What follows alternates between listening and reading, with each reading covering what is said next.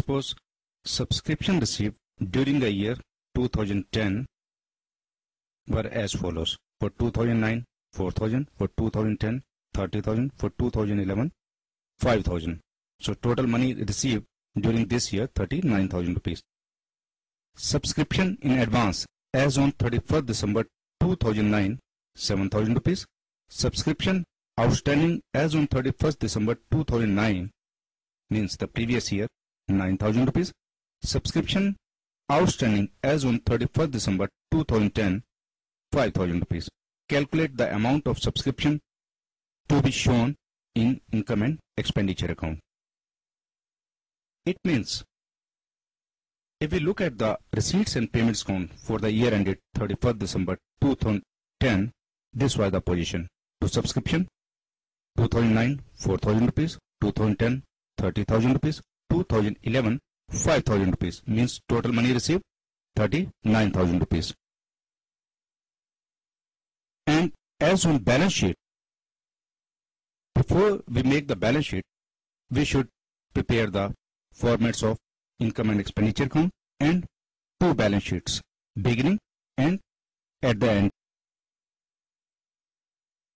So far this format of balance sheet is concerned, on asset side, outstanding for the year 2009 and outstanding for the year 2010.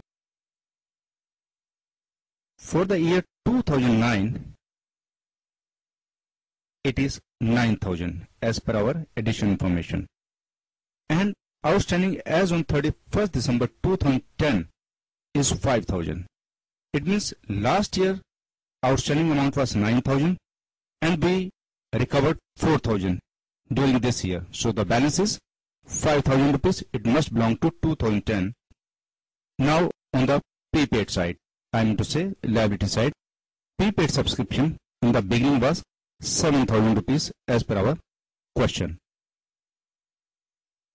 Now the format for subscription account. To balance BD, outstanding. By balance CD, outstanding. By balance BD, prepaid. And to balance CD, prepaid. And by cash, received. And to income and expenditure account. So to balance BD, outstanding for the subscription was 9,000 rupees.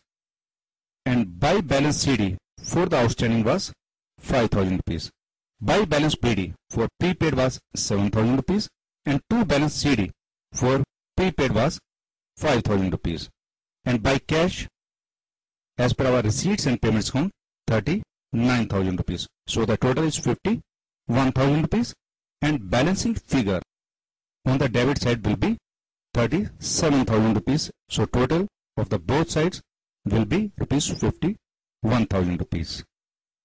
It means on income and expenditure account, credit side by subscription will be 37,000 rupees.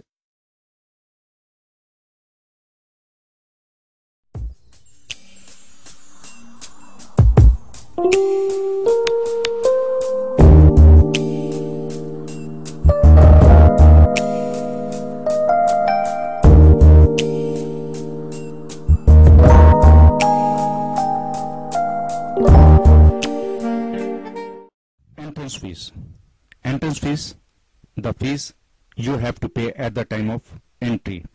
Generally this fees is taken by library, coaching center, sports club, your school, etc.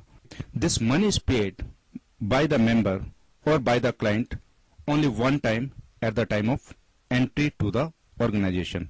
So naturally it's a receipt for the NPO, and this receipt can be treated as revenue receipt and capital receipt. Revenue receipt means this will be treated as income. If it is taken as capital receipt, then it will be capitalized. It means this item will not go to the income and expenditure account. First option. Suppose receipts and payments account is showing on the debit side to entrance fees 5,000 rupees. If you take it as revenue gain, then it will be taken to the credit side of income and expenditure account by entrance fees 5,000 rupees. Very simple thing. This is the income just like other incomes, subscription or other items you have already learned. But if it is treated as capital gain, in that situation, how will we treat this item? Let's look at the whiteboard. Receipts and payments on debit side to entrance fees 5,000 rupees. But you are instructed in the question that you are supposed to capitalize this income. It means you cannot take it to the income and expenditure account credit side. So how will you treat it? It will be taken to the balance sheet directly. Opening capital plus entrance fees 5,000 in the inner column. So it's a very controversial thing whether it should be treated as revenue gain or capital gain. It's your option. You can treat it as capital gain or revenue gain, but you must write down the note in the footnotes of your solution. Suppose in receipts and payments account on debit side you find two entrance fees 5,000 rupees. It means the NPO has received 5,000 rupees as entrance fees. And in the question you are instructed that 50% of the entrance fees to be capitalized. It means this total receipt of rupees 5,000 will be split into two parts, part 1 and part 2, 50% and the remaining 50%, means 2,500 rupees and 2,500 rupees. The first part will be taken as revenue gain and the second part will be taken as capital gain. Revenue gain means this receipt will be shown on the credit side of income and expenditure account, and the capital gain is never shown in the income and expenditure account. It is added to the opening capital in the inner column in the balance sheet on liability side.